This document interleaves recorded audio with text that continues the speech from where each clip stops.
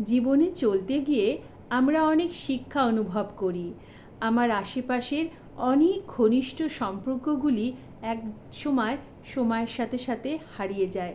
যে সম্পর্কগুলি একদিন আমরা এক মুহূর্ত ছাড়া চলতে পারতাম না। শুধুমাত্র নিজের সাথে যে ভালোবাসার সম্পর্ক তৈরি হয়, সেখানে কোনো হারিয়ে যাওয়ার ভয় থাকে না।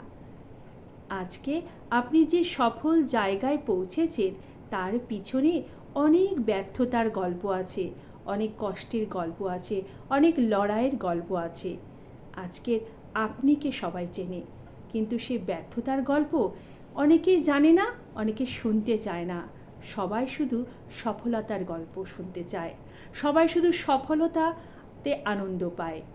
আজকে যে সফলতা, যে সুনাম, যে আনন্দ আপনার জীবনে, যে সুখ, যে বৈভব, যে রূপ, যে সৌন্দর্য, সব কিছুই কিন্তু ক্ষণস্থায়ী, কোনো কিছুই স্থায়ী না।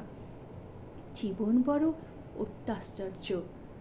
এখানে কালকে কি হবে সেটা আজকে আমি বা আপনি কিন্তু কখনোই বলতে পারবো না।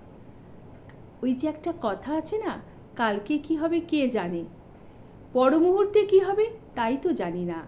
সেখানে আমার জীবনে কোনো কিছু স্থায়ী হয়ে থাকবে সেই আশা কখনোই করা উচিত না। আর স্থায়ী যদি নাইবা হয়ে থাকে, সেটাই তো স্বাভাবিক। সেই স্বাভাবিক বিষয়টাকে মেনে নিতে পারলেই জীবনে আর বুঝি কোনো দুঃখ থাকবে না। নমস্কার।